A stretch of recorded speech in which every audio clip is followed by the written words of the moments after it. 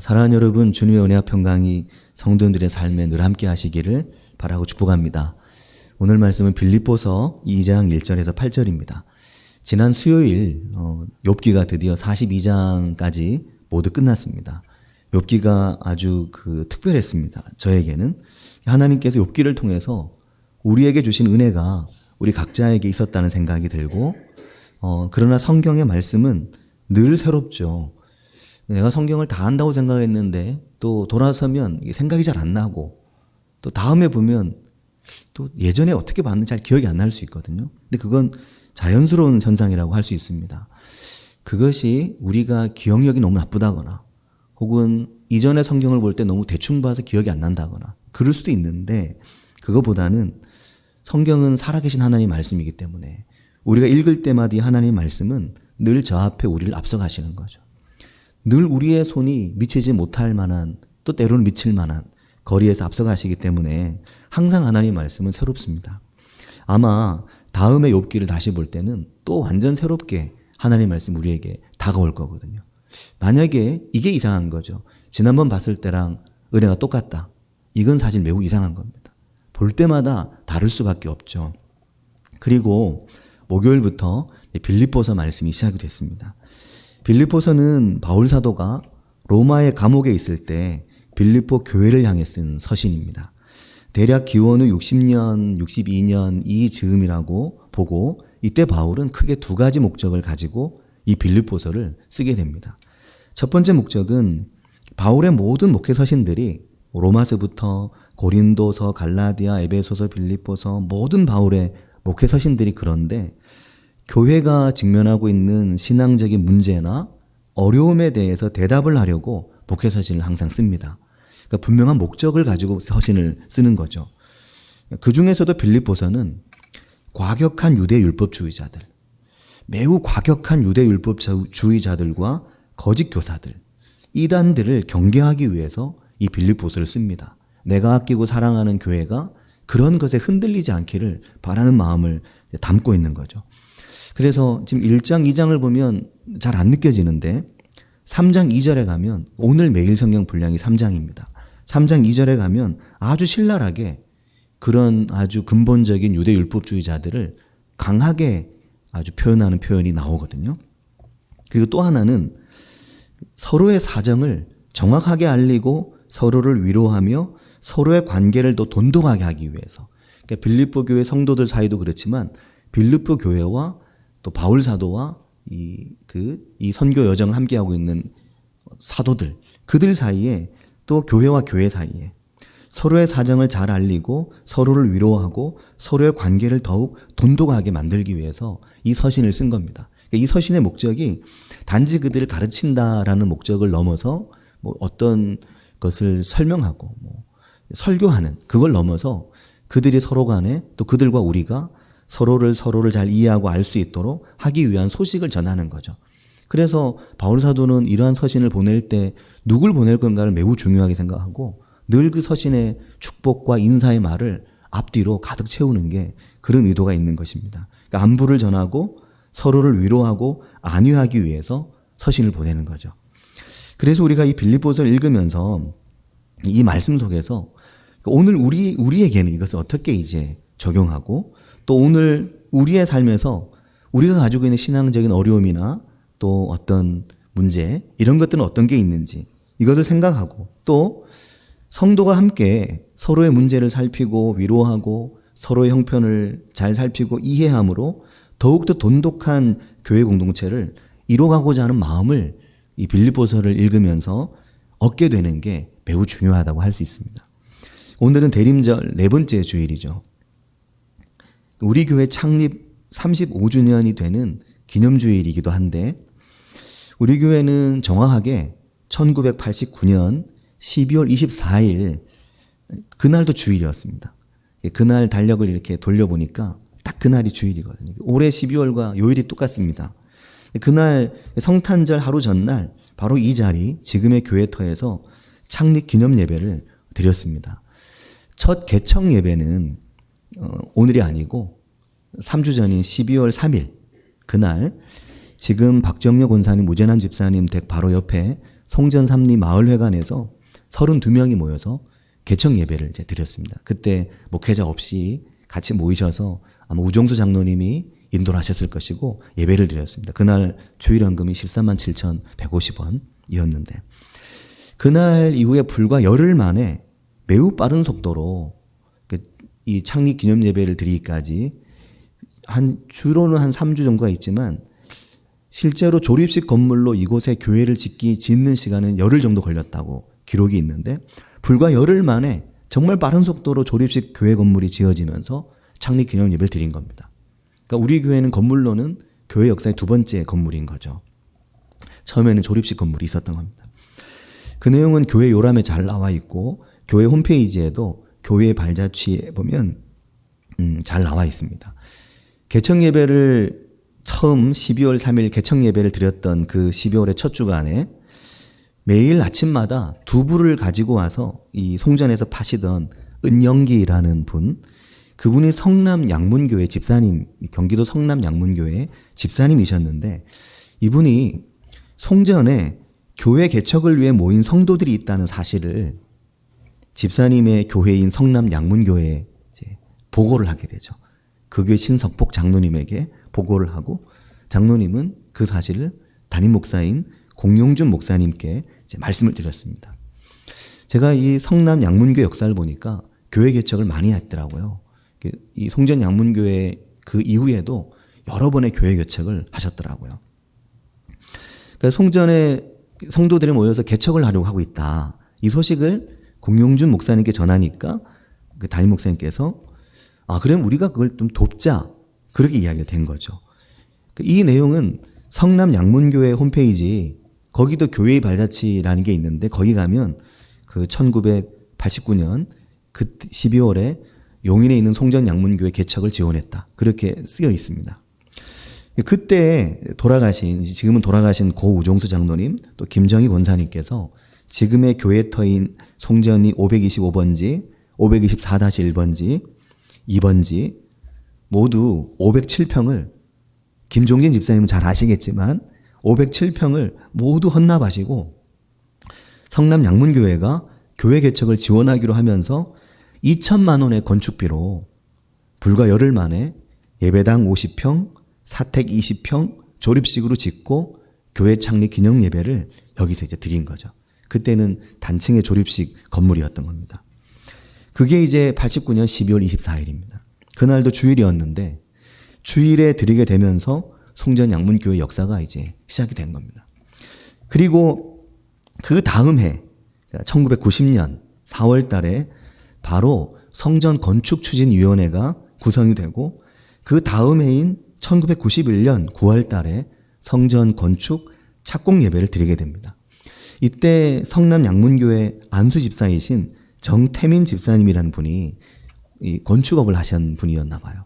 이분이 성전 건축 공사를 담당하겠다라고 이야기를 하시고 그때 이제 지금의 이 교회 건축을 이건 이제 내부 리모델링 한번 된 상태이지만 이제 초기 건물 이 건물을 짓기로 하고 건축비 1억 4천만 원을 계약을 하고 교회 건축이 시작된 겁니다. 그러니까 교회가 지금은 하얗게 밖에 이 꺼풀이 씌워져 있지만 원래 건물은 빨간색 벽돌 건물이잖아요. 그렇게 이제 지하 1층, 지상 2층 이렇게 지어진 건물은 그때 이제 1억 4천만 원으로 이렇게 지어진 거죠. 지금은 상상할 수 없는 금액이죠. 그 다음 해인 1992년 4월 달에 그러니까 1년 정도, 1년이 채 안 되죠. 그 사이에 건축이 끝나고 지하 33평, 1층 57평, 2층 57평, 모두 147평의 지금의 교회가 건축되게 된 겁니다. 그리고 92년 4월 4일 날 성전 건축 감사 예배를 드리면서 장로, 권사, 임직식을 함께 하였는데 그때 처음 임직 받으신 분이 돌아가신 우종수 장로님, 김정희 권사님, 그리고 또 돌아가신 권순정 권사님 어머니 김혜석 권사님, 그리고 아직도 새벽 예배를 나오고 계시는 전정자 권사님, 그리고 지금 남동의 요양원에 계신 정정자 권사님. 그리고 그때 처음으로 교회의 장로로 또 권사로 임직을 받으시게 됩니다. 그러니까 처음 임직 받으신 두 분의 권사님이 아직도 이제 살아계시고 한 분은 예배일 여전히 새벽 예배를 오시고 한 분은 요양원에 계시지만 계신 거죠. 그리고 그 다음 해인 1993년 3월에 당시에 초대 담임 목사이셨던 우광순 목사님의 목사 위임식과 함께 주일날 2부 예배 반주하는 박진주 청년의 아버지 박재훈 집사님이 안수 집사로, 또 저는 모르는 서재석이라는 분이 안수 집사로, 그리고 몸이 안 좋으셔서 요즘 교회를 전혀 못 오시지만 늘 교회 이야기, 교회 생각, 집에서 늘 찬송과 기도로 생활하고 계시는 박정력 원사님께서, 우재나 집사님 어머니 박정력 원사님께서 그때 권사로 임직을 받으시게 됩니다. 그리고 그리고 갑자기 궁금하죠. 신주순 장로님 그러면 언제 그러면 또 이렇게 안수 집사가 되셨나? 지금 장로이시지만. 그로부터 7년이 지나서 2000년에 안수 집사가 되신, 지금 신주순 장로님은 2000년 12월에 우종수 장로님 은퇴하실 때 신주승 장로님께서 안수 집사로, 또 그때 정석순 권사님, 편문 권사님이 권사로 임직을 받으시게 됩니다. 그렇게 지나온 시간이 이제 35년인 거죠. 송전 양문교회가 그 사이에 35살 청년의 나이가 된 겁니다. 그 사이에 하나님의 부름을 받으신 장로님, 권사님, 집사님들도 계시고, 그때 교회의 주축이셨던 분들은 이제 교회의 어른들이 되셨고, 그때 아직 젊었던 분들이 지금 교회의 이제 중년, 교회의 어떤 주역이 되어 있습니다. 35년의 세월이 그랬죠. 창립 35주년 아주 의미 있는 해이고, 2024년 한 해는 우리 교회에 또 아주 중요한 한 해가 될 것이라는 생각이 듭니다. 근데 저는 이 중요한 시기에 굉장히 감사하게도 처음에 이제 그걸 할 때는 몰랐는데 한 4번째, 5번째 글을 쓰다 보니까 12월 한 달 동안 기독 공부에 목양 칼럼을 이제 썼는데, 처음엔 몰랐는데 쓰다 보니까 이 창립 기념주일 앞두고 교회를 한번 돌아보는 일이 되었구나. 그걸 이제 마지막 5번째 글까지 다 쓴 다음에 그걸 느꼈습니다. 엊그제 금요일 아침에 마지막 5번째 글을 써서 이제 보냈는데, 노예 목사님들께서 이제 그 신문에 나온 글들을 목사의 밴드나 이런 데 링크도 걸어주시고, 또 전에도 말씀드렸지만 한 번은 포항에 있는 어느 장로님이 페이스북에 그걸 또 거기다 실어도 주시고, 그 내용은 교회 장례지 순서지에 대한 내용이었는데, 여러 편의 글이 있었는데 그 중에 가장 인기가 있는 글이 있더라고요. 그 기독 공부 홈페이지에 가보면 작은 신문사이지만 칼럼 분야에서 1위가 된 글인데, 1위라고요, 1위. 1위가 된 글인데, 그게 뭐냐면, 뭘 것 같습니까? 그 4개죠. 아직 하나는 이제 다음 주 토요일 날 나갈 거니까. 4개가 나갔는데, 그 1위가 된 글은 교회 마당에서 캠핑하세요입니다. 교회 마당에서 캠핑하라는 이 내용이 굉장히 사람들의 공감이 많이 됐던 것 같습니다. 근데 저는 이걸 쓰면서, 목회서신, 장례 순서지, 교회 마당 캠핑, 그리고 이제 어제 실린 새벽에 배송되는 새벽 말씀, 온라인 콘텐츠들이 넘쳐나는 시대에 그 어떤 온라인보다 말씀의 온라인 위에서 살아가면 어느 날 하나님 우리에게 분명히 말씀하신다는 거. 그러니까 새벽에 하나님 말씀과 함께하는 그 리듬을 가지고 살아가는 거. 그리고 마지막으로 쓴 글은 우리 교회 말씀 신방에 대한 글입니다. 우리가 매년 3월 대신방을 하는데 저는 그것이 말씀 신방이라고 생각을 하거든요. 목회자가 신방을 가지만 그렇게 되면 안 되고, 하나님의 말씀이 결국 찾아가고 하나님의 말씀이 찾아오시는 신방이 되어야 되는데, 목회자는 중간 역할만 하는 거죠. 이게 우리 교회의 정체성이라고 생각하는 겁니다. 사랑하는 여러분, 우리 교회는 어떤 교회입니까? 우리가 교회를 위해 무엇을 할 수 있고 교회를 하나님께서 어떻게 준비시키고 있다고 생각하십니까? 성도님들께서는 우리 교회에 대해서 어떻게 가까운 이웃들에게 말하고 전도하십니까? 저는 이 5편의 칼럼 속에서 만난 우리 교회는 2가지가 있다고 생각합니다. 하나는 살아계시고 항상 있는 우리 안에서 운동하시는 하나님의 말씀. 구절구절 성경의 말씀들이 존중받는 교회. 이 말씀들이 하나님의 말씀으로 정말 인정되고 교회에서 가장 중요한 게 이 하나님 말씀이라고 인정되는 교회.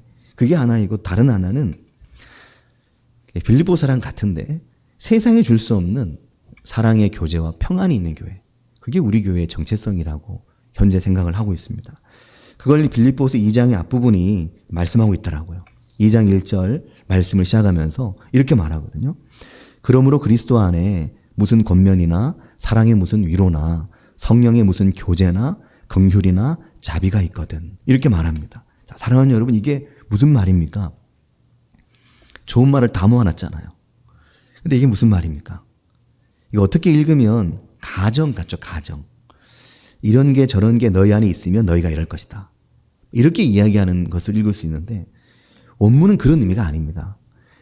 약간 다르죠. 이게 가정하는 게 아니고 빌립보서 2장 1절은 가정하는 게 아니고 객관적으로 이미 너희 안에 있는 사실을 전제하고 있는 겁니다. 그러니까 빌립보 교회를 그래서 바울이 기뻐하는 거죠. 그러니까 빌립보 교회 안에 이러한 것들이 있으면 뭐 이렇다 이게 아니고 너희가 이렇기 때문에 이렇다는 겁니다. 그걸 말하고 있는 거죠. 그래서 바울 사도가 빌립보 교회를 생각할 때 기쁜 겁니다. 여러분 안에 이게 있으니까. 저는 이런 은혜가 우리 안에 있길 바라는 겁니다. 가장 먼저 나오는 말이 그리스도 안에 무슨 권면이나 그렇게 말하는데 그리스도 안에 있는 권면 그리고 그 뒤로 세 가지가 더 나오죠. 이게 모두 원문을 보면 A라고 하는 헬라어 접속사로 하나하나 연결되어 있습니다. 이 네 가지가. 1절 안에 네 가지가 나오거든요. 이 네 가지의 모습이 우리 교회의 정체성이 되기를 바라는 겁니다. 먼저는 너희가 그리스도 안에서 이미 권면을 받았다는 말인데 이 권면이 무엇입니까? 최근에 말씀을 통해서 말씀드렸죠. 권면은 위로라고 말씀을 드렸습니다. 권면 그러면 이렇게 권면하고 뭔가 막 권하고 이런 느낌으로 이해될 수 있는데 어감이 위로입니다. 그래서 파라칼레오. 이 파라칼레오라는 말은 요한복음의 보혜사 성령님 파라클레토스 똑같은 어근을 사용하는 말입니다. 가까이 와서 말할 수 없는 어떤 위로. 그러니까 세상이 주는 위로와는 좀 구별된 그런 위로를 말하는 거죠. 그리고 특히 여기는 그리스도 안에서의 위로라고 말하는 겁니다. 그냥 위로가 아니고 그냥 막 따뜻하면 다 위로, 다 이 그리스도 안에서 위로가 되는 게 아니라 그리스도 안에서의 위로인 거죠. 이 말을 유념해서 보아야 됩니다. 정말 우리가 그리스도 안에서 이런 위로를 하나 이걸 생각해 봐야 됩니다. 그냥 위로한다고 그 위로가 안 되는 겁니다. 그냥 막 위로하면 다 위로가 되느냐? 그게 아니라는 거죠. 빌립보를 통한 빌립보 교회를 향한 바울 사도의 말씀은 그게 그냥 다 위로가 되는 게 아니고 빌립보 교회를 향한 그들의 기뻐하는 첫 번째는 여러분 안에 그리스도 안에서의 위로가 있다. 권면이 있다. 그게 너무 기쁜 겁니다. 그냥 교회 생활이 아닌 거죠. 그리스도 안에서인 겁니다. 그 다음이 사랑의 위로잖아요. 비슷하죠. 사랑의 위로. 근데 엄밀히 구분해보면 굉장히 다릅니다. 그리스도 안에서의 위로는 그리스도 안에서의 위로인 것이고 사랑의 위로는 사랑의 위로인 거죠. 이건 진정한 어떤 사랑의 어떤 격려죠. 이걸 좀 생각이 이렇게 말할 수 있을 겁니다. 사랑 안에 있는 아주 부드러운 위로. 우리가 정말 사랑하면 어떻게 됩니까? 부드러워지잖아요. 정말 사랑하는 마음이 크면 너무너무 사랑하면 부드러워집니다. 조부모들께서 할아버지 할머니가 외할아버지 외할머니가 손주가 너무 사랑스러우면 그 엄격하던 예전 아버지 때는 엄청 엄격했죠. 어머니 때는 엄청 엄격했죠. 애들 막 쿨에 잡았죠. 그런데 그 할아버지 할머니가 이제 좀 나이가 드시고 그 손주가 너무 귀여우면 막 손주가 해달라는 데 다 해주잖아요. 너무너무 따뜻한 세상 없는 그런 할아버지 할머니가 되시잖아요. 전에 말씀드렸죠. 저 어릴 때 저희 어머니 죽으면 걸음자리에 갖다 묻고 할머니 죽으면 아랫목에 놔두겠다고 했었거든요. 그래서 저희 어머니 항상 그 얘기를 저에게 하셨거든요. 아주 나쁜 놈이라고. 자기 엄마는 죽으면 걸음자리 갖다 놓는다 그러고 지 할머니는 죽으면 아랫목에 놔둔다 그러고 그랬거든요. 근데 어릴 때 보면 그럴만 했습니다. 어머니는 이제 저를 자꾸만 사람들하고 뒤로 잡고 할머니는 사과도 이렇게 막 그 숟가락으로 갈아가지고 떠먹이신 거. 그 제가 직접 기억하는 아니고 들어서 기억하는 것 같거든요. 그것만이 아니고 음식을 씹어가지고 할머니가 입으로 씹어서 그걸 저를 먹이셨거든요. 어머니가 제발 그거 하지 마시라고. 너무 더럽다고. 며느리는 하지 말, 더럽다고 하는데 시어머니는 그걸 입으로 씹어가지고 좀 그렇죠? 그걸 이제 먹인 겁니다. 저는 그거 받아먹고 컸거든요. 할머니 그걸 받아먹고. 그러니까 할머니는 돌아가시면 아랫목에 놔두는 거죠. 근데 정말 이 사랑의 위로는 너무너무 그 따뜻하고 부드러운 격려를 말합니다. 격려하고 북돋워주는, 용기를 북돋워주는, 특히 거칠지 않은 말이라고 말할 수 있지 않을까 싶습니다. 우리가 이 사랑의 표현을 좀 삐딱하게 하는 분들이 있거든요. 관심의 표현을. 그래서 일단은 약간 거칠게, 약간 공격적으로 말을 하는 게 몸에 배어있는 분들이 있습니다. 그런 말을 뭔 말을 해도 공격적으로 하거든요. 근데 그게 사람들에게 별로 안 좋습니다. 사람은 심리적으로 말이 뜻하는 바가 있든지 없든지 표현이 공격적이면 안 편하거든요. 근데 천성적으로 말을 참 따뜻하게 하는 사람도 있습니다. 너무 따뜻하게, 너무 격려하는 말로, 정말 잘 이해해주는 말로. 근데 그런 말의 완성은 앞뒤가 똑같아야죠. 앞에서는 그런데 뒤에서 안 그렇다. 그러면 완전 꽝인 겁니다. 이건 진짜. 이건 아주 그냥 완전 망하는 거죠. 그런데 그 따뜻한 위로의 말을 말하는 겁니다. 바울 사도는 이 2장 1절에서 처음에는 그리스도 안에 있는 권면, 그 다음에는 그 따뜻한 사랑을 말하는 건데, 이걸 좀 구분해 보면 하나님의 말씀에 기초한 격려와 바른 말씀에서 시작된 교훈과 위로. 그러니까 하나님의 말씀이, 그리스도 안에서의 하나님의 말씀이 토대가 된, 거기서 우러나온 사랑의 위로와 권면이, 이게 일단 중요하고, 그 다음으로는 진정한 마음으로 그 마음을 이해하고 헤아려주는 따뜻한, 공격적이지 않은 그런 사랑의 말과 위로. 이게 정말 중요한 겁니다.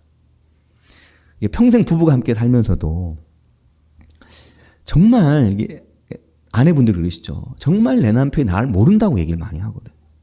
남편들도 반대로 아내 날 너무 모른다고 말합니다. 평생을 살았는데, 20년, 30년을 살았는데, 이제 헤어질 날도 얼마 안 남았는데, 근데 평생을 모른다. 근데 왜 모르나 보면 서로가 뭘 바라는지 몰라서 그러잖아요. 그 중에 하나가 말을, 그 뻔한 말이고 뻔한 마음인데도 그 표현을 제대로 못 해가지고, 뭐 사랑한다 이런 말은 뭐 낯뜨고 못하면 친절하게라도 말을 하면 되는데, 그것도 잘 안 되는 겁니다. 그러니까 무뚝뚝하게 퉁명스럽게 안 해봐가지고 그게 얼마나 안 좋은지 모르거든요. 그 두 가지를 말하고, 그 다음이 성령의 무슨 교제입니다. 이런 것들이 여러분 안에 있어서, 그래서 빌립보 교회를 생각한 바울이 기쁜 거죠. 성령의 교제가 너희 안에 있다는 겁니다. 교제가 코이노니아잖아요. 교제. 우리가 교제한다는 말을 많이 하는데, 이 코이노니아 교제는 성령 안에서 함께 나누는 사랑의 교제이거든요. 성도들이 서로, 성도들 간에 친밀하게 나누는 교제인데, 서로를 사랑하고 서로를 보고 싶어하고 서로를 생각하고, 힘들고 어려울 때 만나서 커피 한 잔, 차 한 잔 나누고 싶고, 힘들고 어려우면 어느 권사님, 어느 장로님, 집사님 생각나고, 만나고 싶은 거거든요. 근데 이것이 그냥 교제가 아닌 거죠. 성령 안에서의 교제인 겁니다. 그러니까 그 자리는 성령이 함께 하신 교제의 자리인 거죠. 그러니까 성령님이 이 자리에 함께 계시구나, 그 마음으로 교제하는 그런 교제인 겁니다. 그리고 마지막으로 네 번째가 긍휼과 자비인데, 애정과 온유함과 친절함, 특별히 긍휼과 자비라는 말은 동정이나 연민에 가까운 깊은 사랑을 말합니다. 그러니까 불쌍히 여길 줄 아는 거죠. 긍휼하게 여길 줄 아는 겁니다. 그런 마음으로 바울 사도는 빌립보 교회가, 그런데 너희가 이제 더욱더 그 마음으로 마음을 같이 해서 마음이 하나가 돼서 그렇게 빌립보 교회를 이뤄가라고 이야기를 이제 하고 있는 겁니다.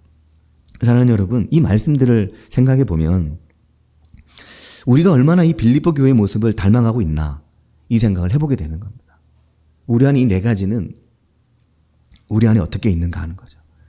그런데 자, 이름에도 불구하고 바울 사도는 빌립보 교회를 향해서 3장 2절에 가면 뭐라고 말하냐면, 그들이 막 그렇게 세상 없이 행복하고 세상 없이 좋기만 한 게 아닙니다. 이 네 가지 막 너무너무 좋잖아요, 표현들이. 하지만 바울 사도는 3장 2절에 뭐라고 말하냐면, 개들을 삼가고, 개들, 그 다른 애들 말하는 그 개들이 아니고 개를 말하는 겁니다. 개들을 삼가고. 원문을 보면 정말 개죠. 들판에 뛰어다니는 들개들, 그 개들을 그냥 그 개들을 말하는 거거든요. 뭐 갑자기 개를 얘기하니까 무슨 그런 개를 말하는 게 아니죠. 개 같은, 정말 개 같은이죠.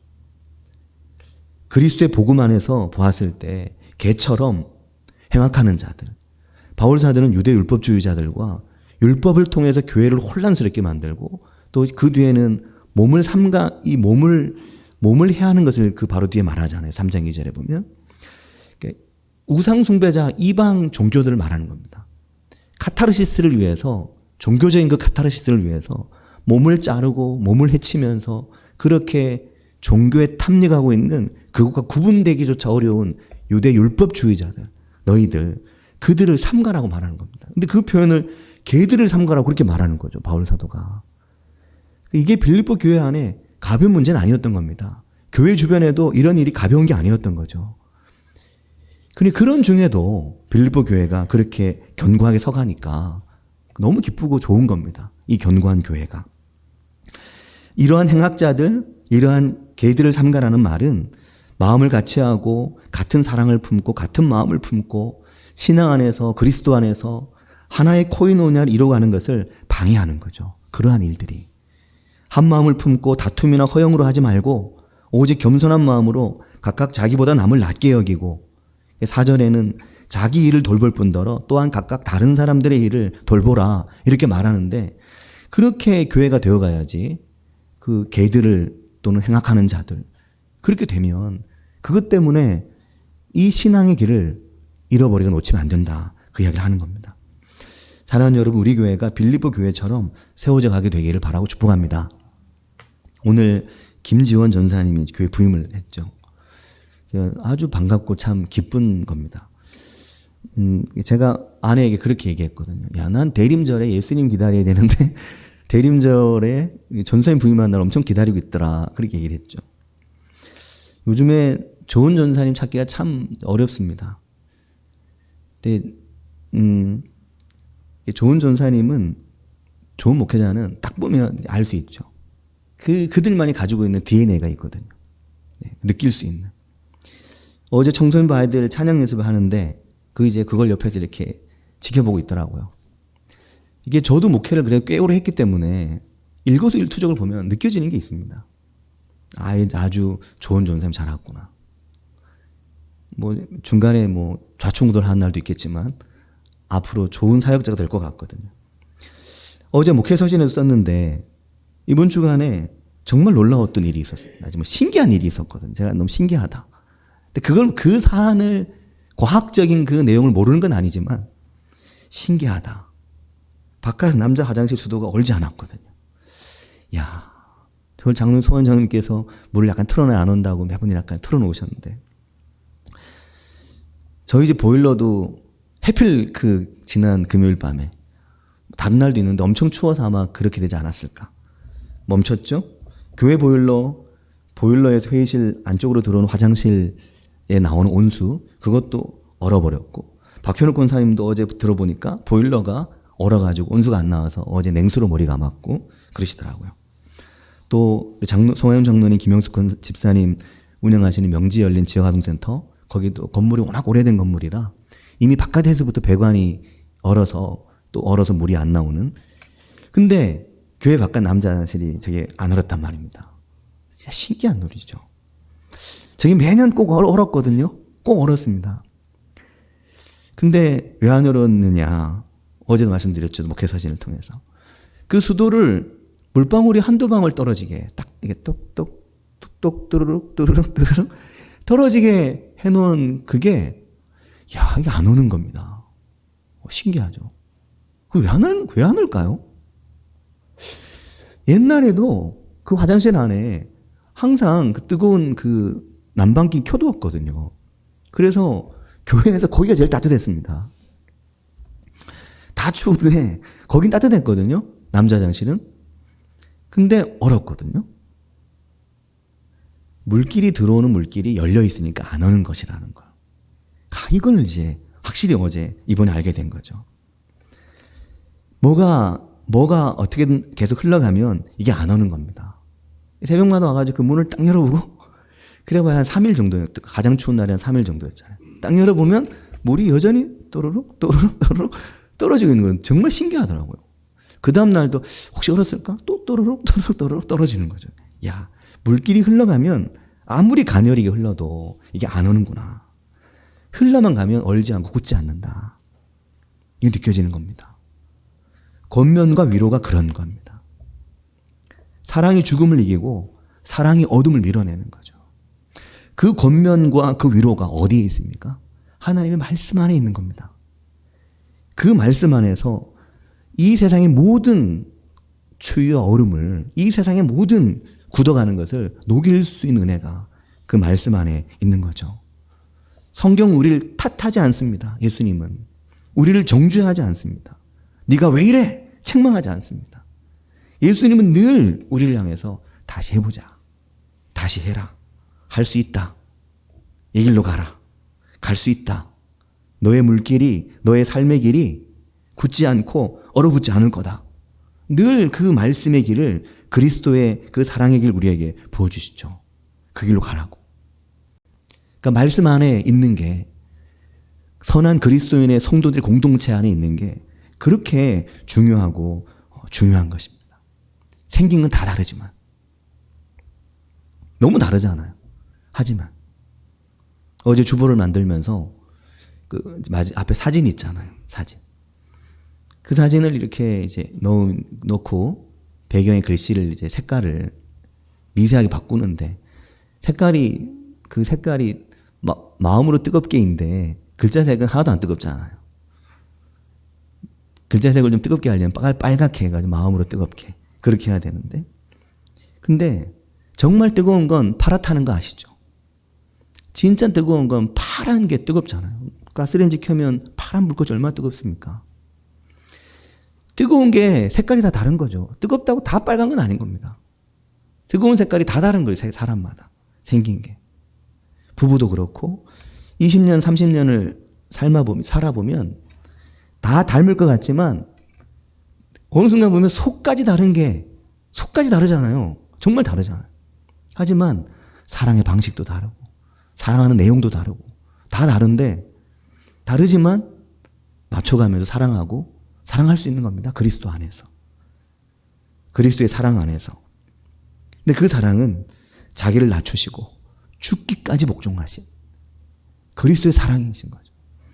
가만 보면 결국 그 사랑을 이루어내고 그 사랑을 만들어가고 그 사랑의 역사를 이루어내는 현장에는 누군가 꼭 죽기까지 자기를 낮추어서 맞추어주고 섬겨주고 손해보고 꼭 그러는 사람들이 있습니다.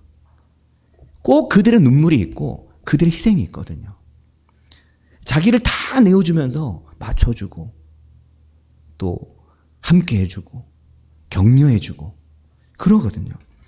그게 자기를 낮추고 죽기까지 복종하신 그리스도의 사랑입니다. 오늘 말씀에 6절에 보면 말씀하듯이 그는 근본 하나님의 본체시나 하나님과 동등됨을 취할 것으로 여기지 아니하셨다. 하나님과 동등됨을 취할 걸로 여기지 않으셨다는 겁니다. 동등됨을 취할 것. 우리는 동등하길 바라잖아요.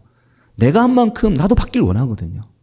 동등됨을 취할 것을 여기지 아니하시고 오히려 자기를 비워 종의 형체를 가지셔서 사람과 같이 되셨다고 합니다.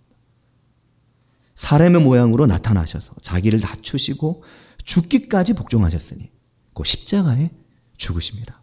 이게 주님께서 이 땅에 오셔서 이루신 하나님의 사랑의 현현이시고 성육신인 거죠.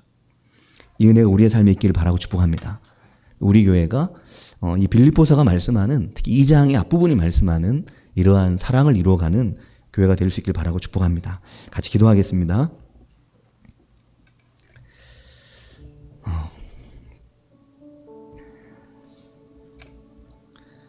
우리가 성탄의 은혜를 깊이 생각하는 그런 성탄절을 보내면 좋겠습니다.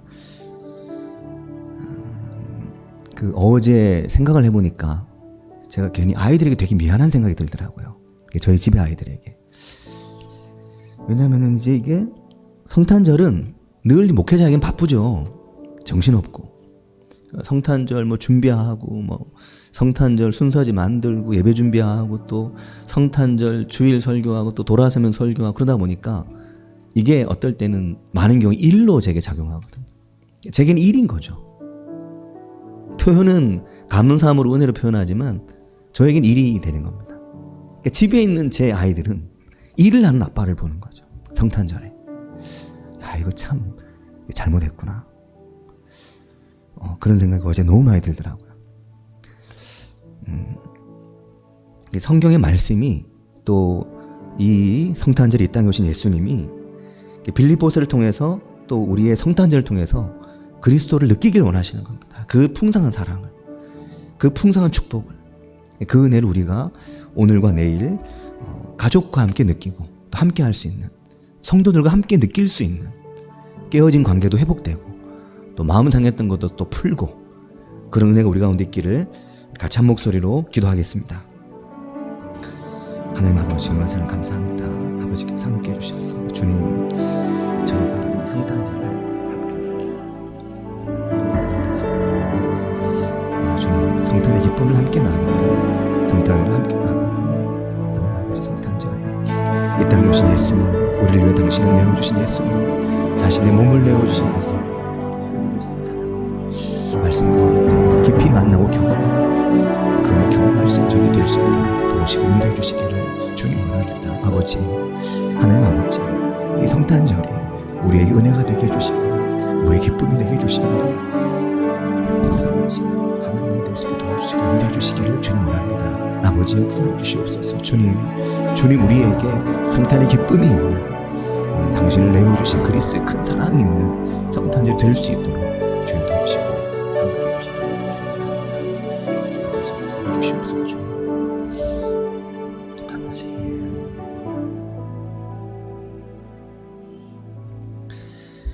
하나님 아버지 감사합니다. 하나님 우리를 향해 한없는 사랑을 끊어지지 않게 계속해서 흘려보내주시고 죽기까지 복종하시며 사람의 몸으로 십자가를 지신 그 큰 사랑을 주님 이 성탄절에 저희가 만나고 경험할 수 있도록 인도해 주시기를 주님 원합니다.